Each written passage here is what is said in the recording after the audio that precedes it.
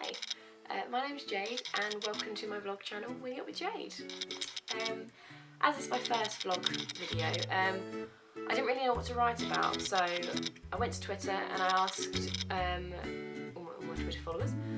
I also went on my Facebook page and asked you guys on there, and you said that you wanted me to do a video about me, so here it goes, let's get started. So my name's Jade Imogen Glennon. I'm from Ely. I used to live in a place called Chatteris, it's just outside of Ely, and Ely is located in Cambridgeshire. Cambridge, I don't know, everyone seems to think that Cambridge is this really posh place and, you know, oh, you're so well spoken, oh, you're from Cambridge, you're so posh, and I'm like, you've definitely not been to Cambridge. I mean, I think this is the case with everywhere. Everyone has these sort of ideas about a place, but when you go there you kind of realise that it's exactly the same as everywhere else. The reason for Cambridge, I suppose, having its name is because of the university, but you know, I've not met many people or anyone that goes to Cambridge University that's from Cambridge itself. But you know, it is a brilliant university and all credit to it, but Cambridge as a city is an absolutely lovely place to live. Very, very expensive. I mean, we're 2 hours away from London, so naturally house prices here are just absolutely ridiculous. If you want to go out to a nightclub, it's about £8. Last time I went out, which was 3 years ago, I have been out since, just not in Cambridge, it's about £8 for a vodka lemonade, so yeah, that kind of explains why I don't really go out in Cambridge anymore. I went to university in Lincoln, which is just the best place ever. I'll take any opportunity that I ever have to go back there. I absolutely love that place. Wonderful people, lovely history, and it reminded me a lot of home because there was a river with swans, and we've got a lot of swans back home, and we've got the Ely River, the River Ouse, and yeah, swans terrify me. They're beautiful creatures, but yeah, don't get too close because they bite and they hiss and they just scare the living daylights out of me.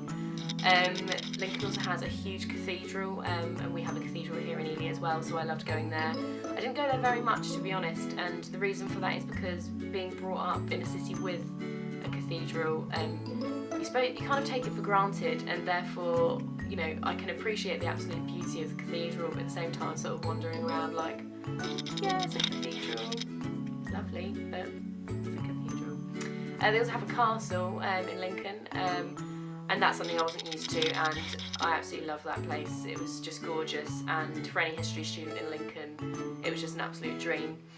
I studied English literature at uni. I've always loved reading and writing, which will probably go some way to explain the reason why I have a blog. That was actually one of my questions by my sister.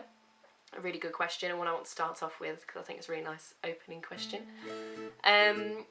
Of the reason why I started blogging, I started because when I reached my 3rd year of university, my studies were coming to a close. I'd handed in my dissertation finally, which was just the most rewarding thing I've ever done. Lots of hard work, lots of tears, very little sleep, but I wouldn't have had it any other way. I'm so glad I worked so hard, and it was just really rewarding handing that in and also getting my result back. But yeah, as my studies started to come to a close, I started to panic and think, what reality is hitting me now, what am I going to do for the rest of my life? I've always been in education, and all of a sudden I'm not going to be anymore, and I'm going to have a job, hopefully. And, you know, what am I going to fill my time with?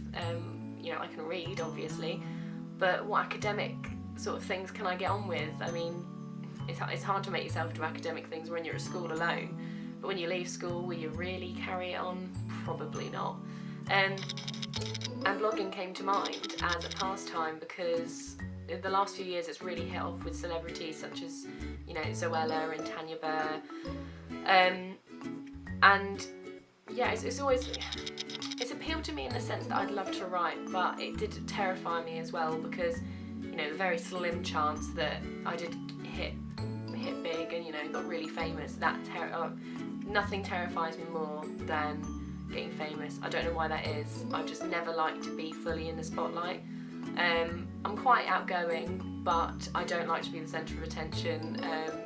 In my family, we're 3 girls, 3 sisters, and I'll happily sit in the background for a little while and, you know, just have a little natter with my mum whilst they're, you know, the stars of the show. That suits me perfectly.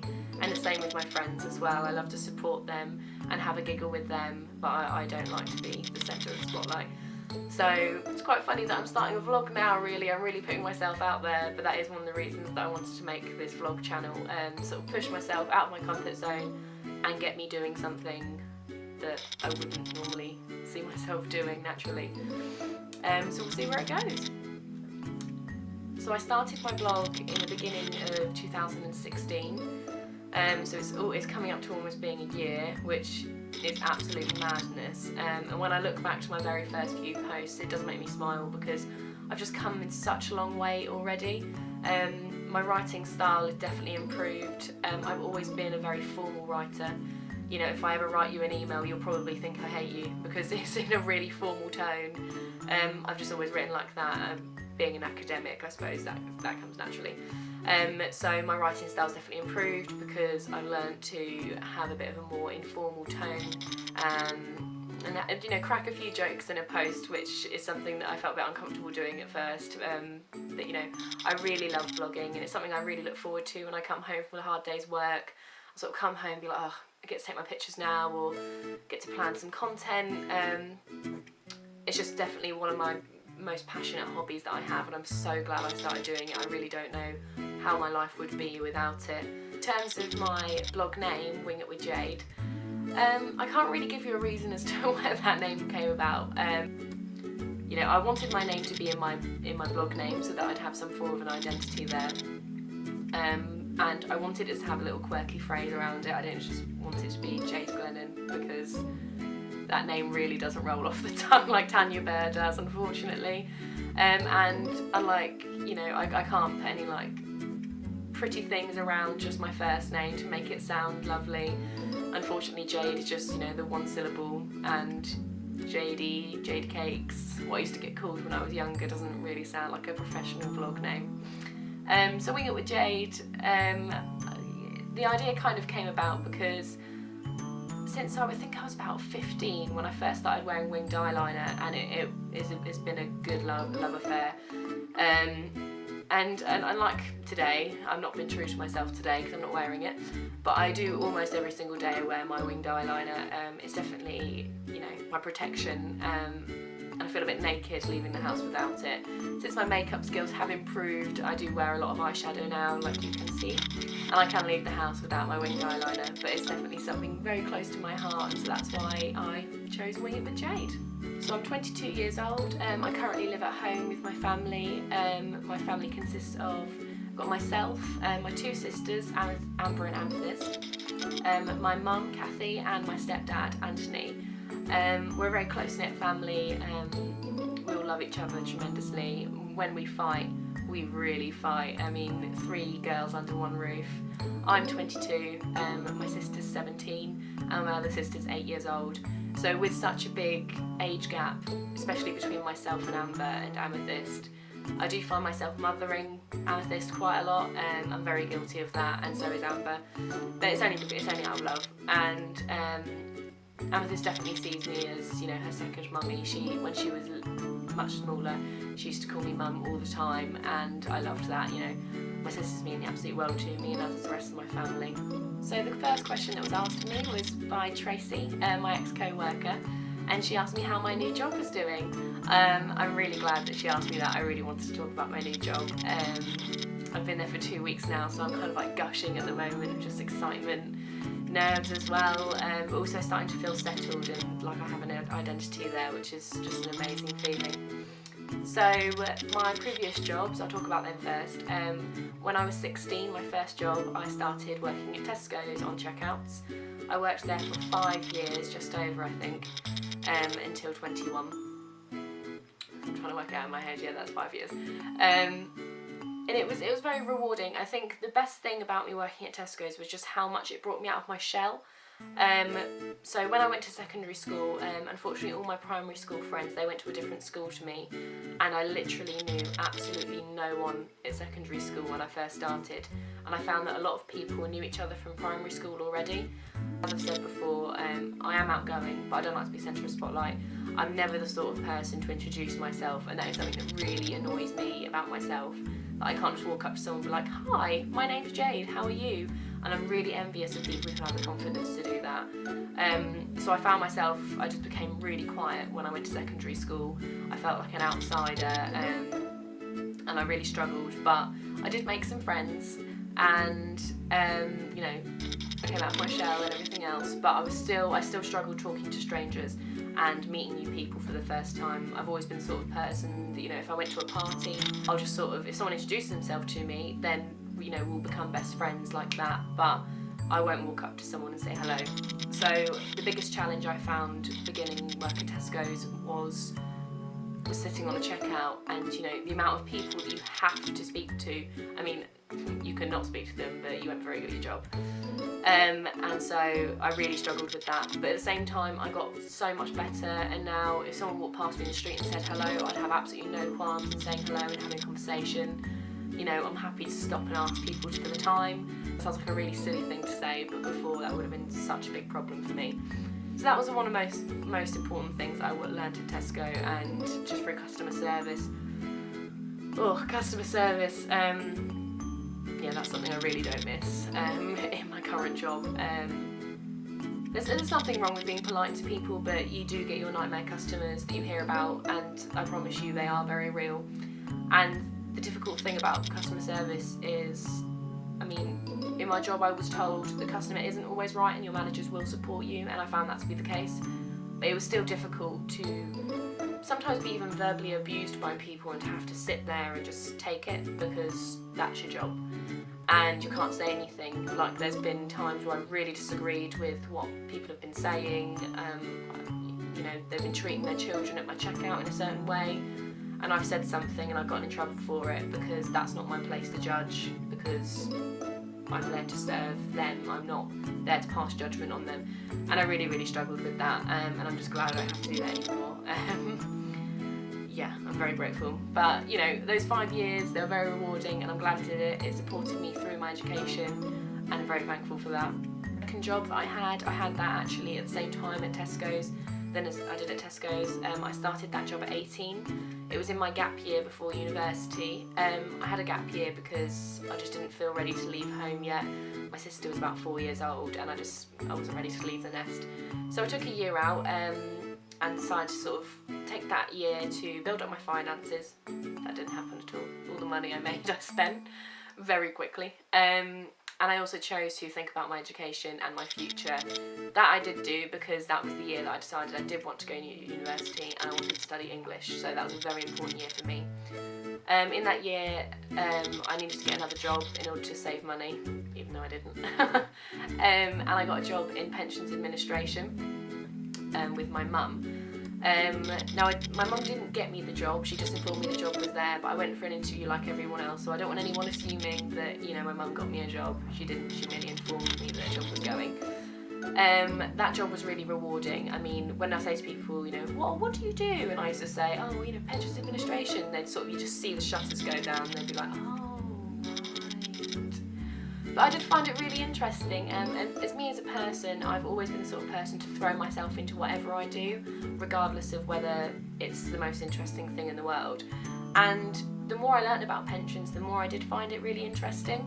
It still wasn't going to be a lifelong ambition for me, but I did come home at the end of the day and think, wow, I learned something today. And I'm so passionate about learning new things, so that was really great for me to experience.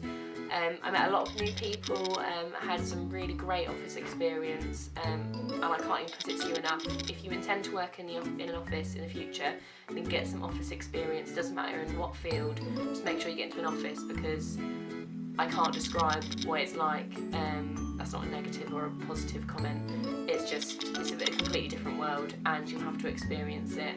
So my new job, after university, I went back to my pensions administration job. I had some difficult times there, through no fault of anyone else, but I needed to look for another job. just for my own mental health. And one company which really stuck out for me was Cambridge University Press. So what I did was I started flinging my CV out and putting my application in for every single position I saw going, because I had researched the company and I was just really, when you get this burning feeling that you should be there, you should be working there. I sound like a massive stalker for this company right now, but that is how I felt, and I just got really excited about the prospect of working there. So I didn't go for jobs that I wouldn't want to do, I won't say that. I did go for administration jobs I would feel comfortable doing based off my previous experience. And I think I did 4 applications before I was given an interview. The first one came back literally overnight and said, you've been unsuccessful in your application, and that was absolutely heartbreaking. But I took it on my chin and I applied again, and I applied again, and I applied again, and I applied again. And at this point I was kind of ready to throw in the towel. I'd heard from a lot of people it's very hard to get an interview there, and even if you get an interview, it's very hard to get a job there. And so I was kind of losing hope and thinking, well, I tried, but it's probably not going to happen. And it was at that point that I got an email and got asked for an interview, and I was just like, oh, brilliant, this is absolutely fantastic. And that was definitely the confidence boost that I needed at that current point in my life. So I went for an interview. It was all very positive. I also got a message from my friend Amy from primary school, weirdest message ever, saying, hi, I was at work today and I saw your CV, you're getting an interview here. And I was like, what? I mean, I haven't spoken to Amy in years. And yeah, she works at Cambridge University Press, and she was at the time doing the job role that I was interviewing for, which, what a small world. I mean, I know I'm still in Cambridgeshire, but it's pretty weird. So yeah, that was great to know someone before I started.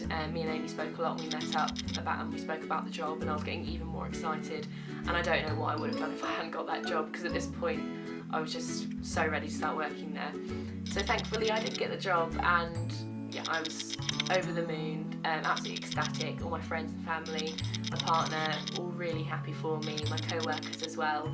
And I can't thank them enough actually, because I got a lot of well done's and good for yous, and that just made me feel really good, because I was a bit nervous about leaving my job where I currently was, because I didn't want to leave anyone in an uncomfortable position. I didn't want anyone to think there was any hard feelings, because there wasn't. I was leaving just for me. Yeah, so it was really nice to have positive feedback and from my co-workers like Tracy, who had asked me to talk about my new job. It was really nice for them to give me some positive encouragement. The one thing about Cambridge University Press, I walked in for my first day. We had our induction, which took about an hour and a half.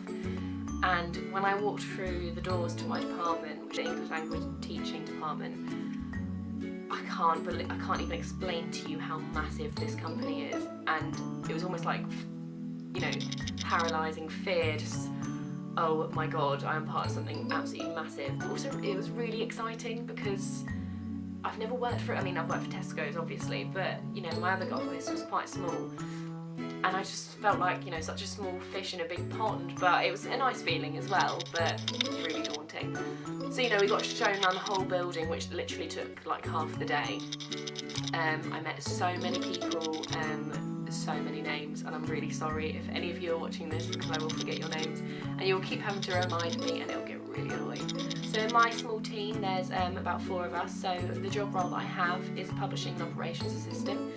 So that basically means that I assist the departments around me in any way they might need. They might need me to book travel for them, or they might have other errands that they need help with, and I'm basically there to support them. So it's quite an important job that I'm doing. So a really, really satisfying position to be in, because at the end of the day I come home and I know I've done a good job because I've helped other people in the company, and that's just a really good feeling.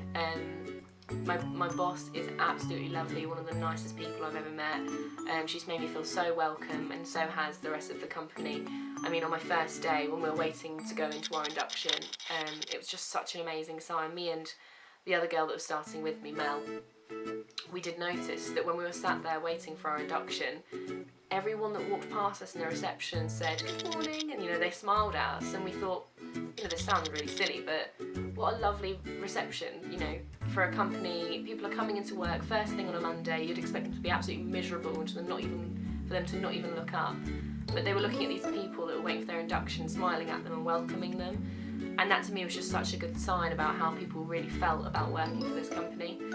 And in my I've done my second week now, and I can definitely confirm that there is a reason why people are so happy there.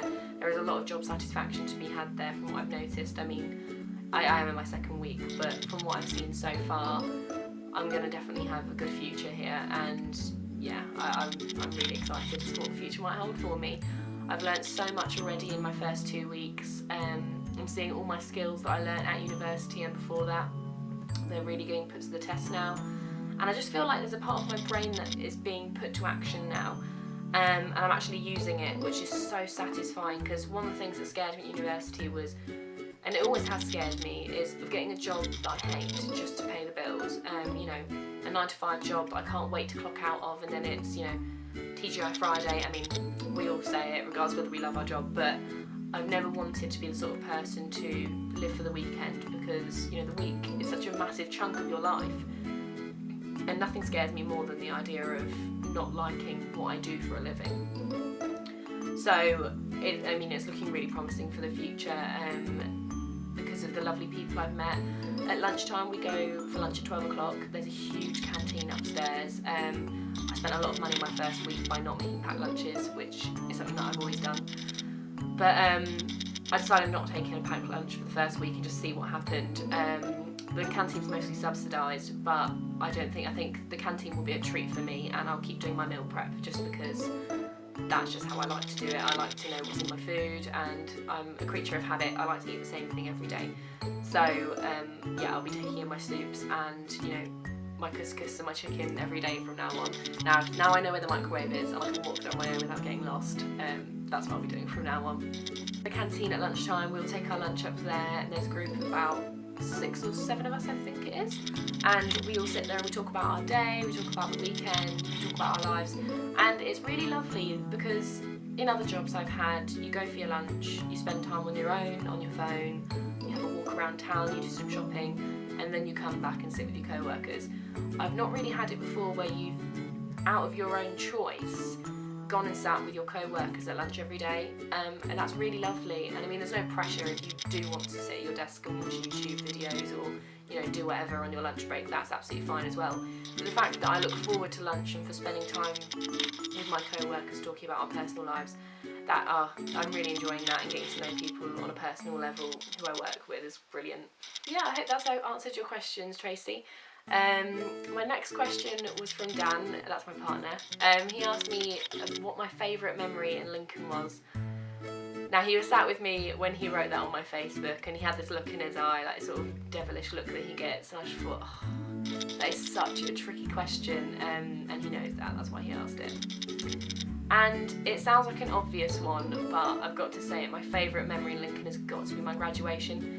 I've obviously had so many good memories in Lincoln. It was 3 years of my life. I came to consider it as my second home, and I still do. If I ever went to Lincoln, you know, there's a part of me that just is always yearning to go back, because I do see it as a home.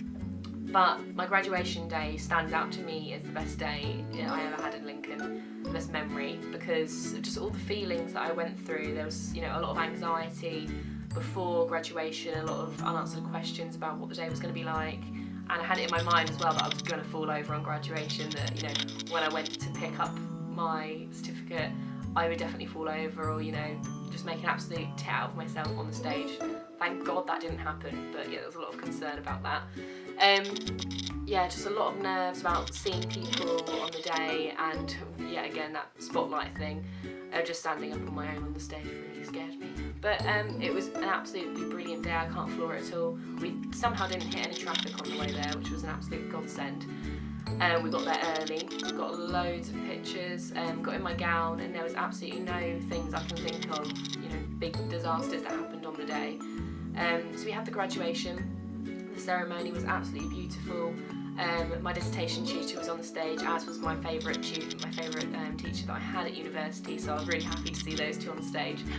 I picked up my certificate, and yeah, the ceremony was absolutely gorgeous. It was held in Lincoln Cathedral. which was just lovely, because I suppose I took that for granted. I didn't realise that other universities just held it in a hall, so I am incredibly lucky to have graduated in a cathedral. After the ceremony, we sort of hung around, chatted with my flatmates, which was lovely, got some beautiful pictures that I'll always cherish. I love those pictures, and I really miss them all.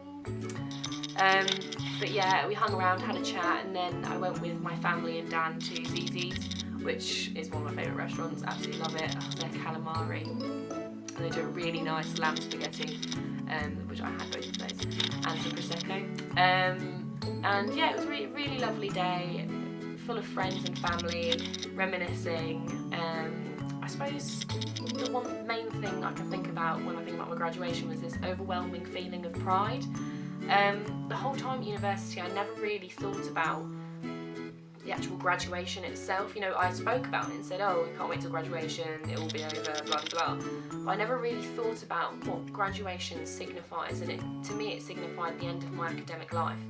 And that was really emotional for me, and I found that quite hard. But the day itself was really beautiful, and it was a really nice way of ending that part of my life. Now, in the future, I would like to do a master's degree, but unfortunately, because of finances and the cost of it all, I can't see it happening. But, you know, we can always hope.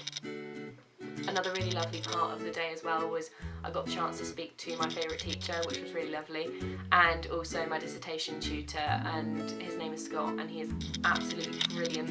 I was so lucky to have him as dissertation tutor, and it was really nice to see him, and he gave me some really lovely words about my future. We've spoken since via email as well about my new job and everything else. He's just such a lovely man. So it was really nice to see him at graduation as well. So that's got to be definitely the best memory I have of Lincoln, just because it was just such a brilliant day. One of the best days of my life, hands down. Another question I've had from Eleanor Rose, a lovely girl I used to go to church with, really lovely friend, beautiful person. How do you freaking do your eyeliner and eyebrows so perfectly all the time? I can't wait to watch it. Thanks, Ellie. I really, as I said in the comments, I really don't know how to answer that one. I will do a tutorial on my eyebrows and my eyeliner, I promise.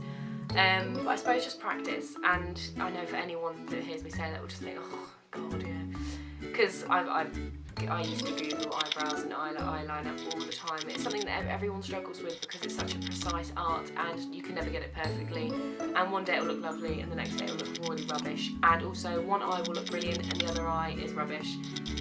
It's just a thing of life, I guess, that you've got to accept. But yeah, I will do a tutorial on how I specifically do my eyebrows and eyeliner, I promise. Another question I had was from Gemma, who is the founder of the Girl Gang, and her blog is Dorkface, and I'll link that below.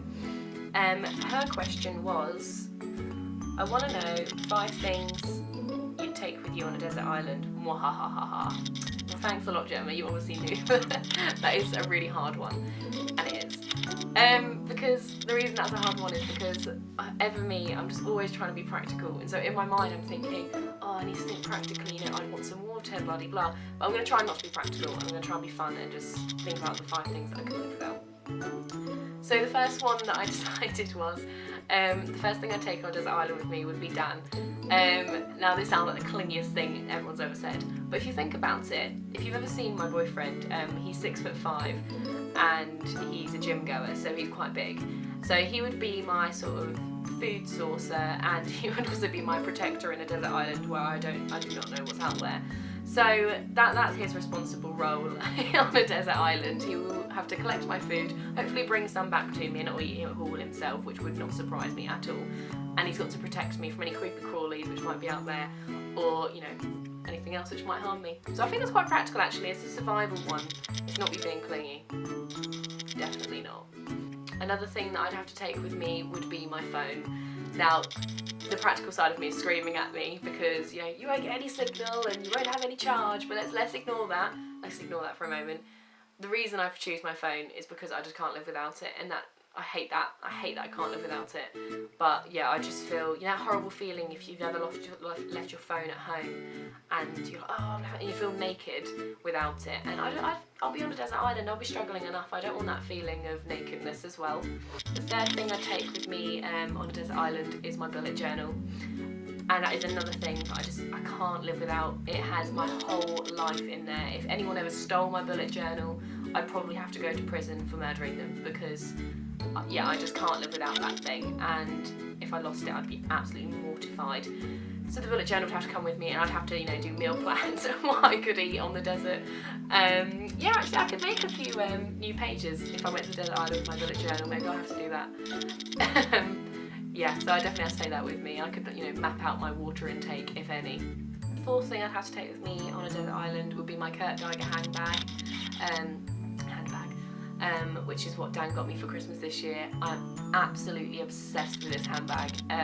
It is my life, and I just have to take it with me because it's my most prized possession at the moment. I love it so much. I couldn't part with it. It'd have to come with me. I'm sorry, Kurt Geiger handbag. You'd have to suffer in the desert with me. I'm actually looking at it as I speak. I love you. So yeah, that would have to come with me. The fifth thing that I would take with me on desert island would be a really good book. I'm not going to give you an exact book. I feel like I'll be limiting myself too much there. I'll just say a really, really good book. One I could reread and reread over and over and over again. Probably Silence of the Lambs. I've read that several times now, and I could definitely go for reading it again. I'm still reading the saga now, so I'm on Hannibal now. Excuse me. So I definitely have to take... I'll go Silence of the Lambs. That's a very good book. Because the desert island's going to be boring, and when Dan's out getting food for me, I'll need something to do. So I think a book for an English student is definitely a reasonable thing to take with you on a desert island. So that's all the questions answered. If you have any more questions, do feel free to comment below. Please follow me on all my social media sites. I'll link those below as well. Don't forget to subscribe to my channel. There will be more videos. I can't promise you when they'll be up, but they'll definitely be up at some point. And like this video if you liked it. Bye!